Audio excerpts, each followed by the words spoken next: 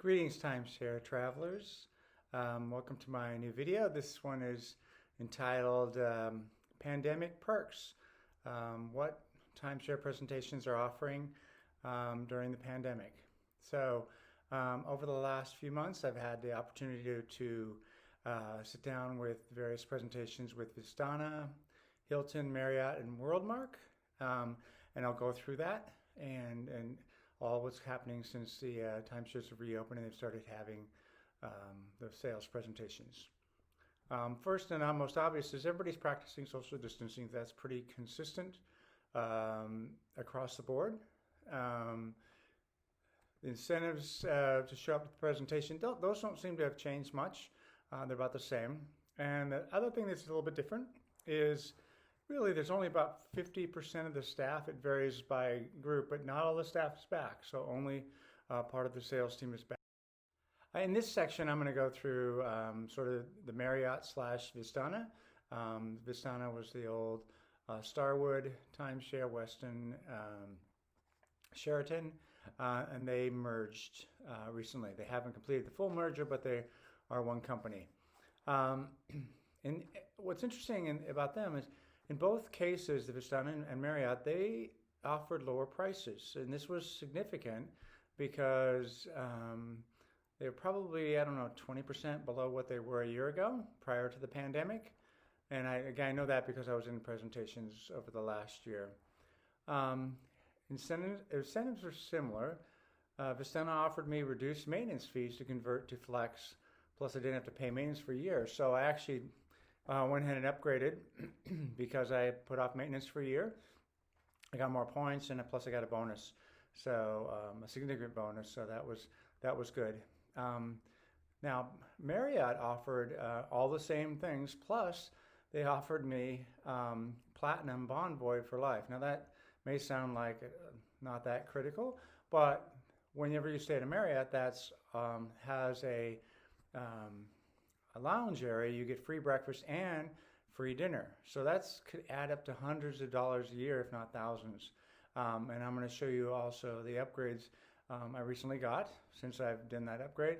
So here you go. Here's the view of the room that I was upgraded in a fairly straightforward Fairfield as a result of my new status. It's a video of the Fairfield Inn in beautiful Spokane. I have a king-size bed. I recently was in a timeshare presentation, so I was upgraded to Platinum. So there's a nice window and a view. It has a nice closet. Here's one of the features I really like. Has both a sink outside, and then there's another sink in the bathroom. So somebody can be using the bathroom, you can still be using it. Standard toilet.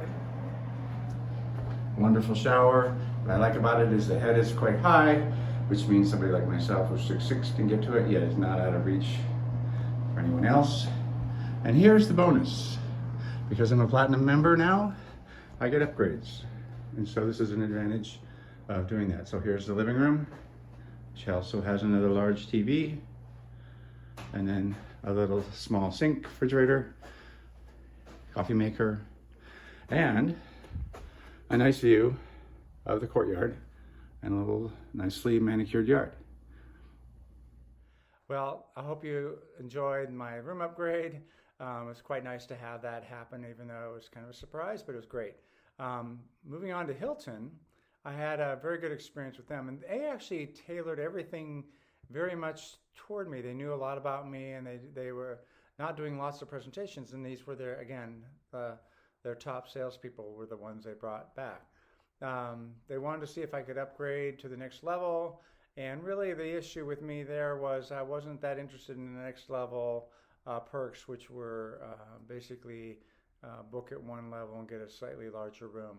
That was not important and worth the money they were requiring. But again, it was a very good presentation. I appreciated their effort, and they really were working hard to customize it directly for me. Okay, well, I'm back, and let me talk to you about Worldmark. They were surprising because I actually like my timeshare ownership with them, and they basically didn't change anything from before and after the all the programs were the same, what they offered.